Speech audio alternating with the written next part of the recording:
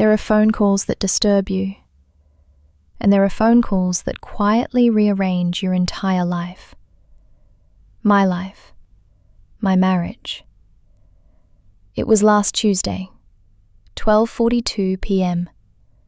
My husband's driver called. The moment I saw his name, something tightened inside me. My husband is careful, respected, calculated.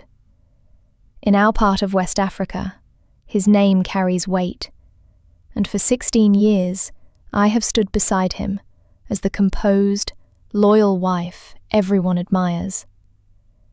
Even in polished marriages, there are shadows. He never uses his driver for private matters. If he is going somewhere discreet, he drives himself. Always. So the call alone told me something was wrong. By the time the call ended, I knew. I knew he was in the hospital. I knew he had been in another woman's apartment. I knew he had injured himself during intimacy. I knew it was serious enough that he could not even drive himself for help. A penile fracture. I did not cry. I did not scream. I did not throw my phone. I just sat, very still, breathing slowly, feeling something inside me settle. For years I had suspected. The late evenings, the solo drives, the carefully guarded phone. I had chosen silence because it kept the house peaceful, kept the image intact, kept everything stable. But that afternoon, silence felt different. I dressed carefully before going to the hospital, not to impress, not to compete, to feel steady, untouched, powerful.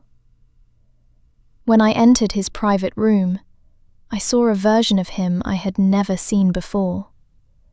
Smaller, weaker, avoiding my eyes. He carried a story about a bathroom accident. I carried the truth.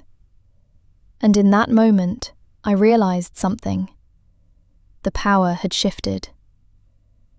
Since then, I have said nothing, played my role perfectly, cared for him, sat beside him, ensured the house runs smoothly. To the world, I am the devoted wife nursing her injured husband back to health. But inside, I am alert. He watches me now. There is tension in his eyes, a quiet fear. He senses the difference. He does not know what I know, but he feels that I know something. Our conversations are careful. Our silences are heavier. We are both pretending. While he focuses on healing physically, I focus on other things. Details I once ignored. Financial documents, property structures, account access, names, patterns. I move calmly, patiently, strategically. No drama, no emotional outbursts. Betrayal does not always deserve noise. Sometimes it deserves planning. Now, I sit in the quiet space between exposure and consequence, knowing the real injury in this marriage is not the one he suffered in that apartment, but the one he does not see coming. I know the truth. He suspects that I know the truth. And the only question left is not whether I will make a move, but when.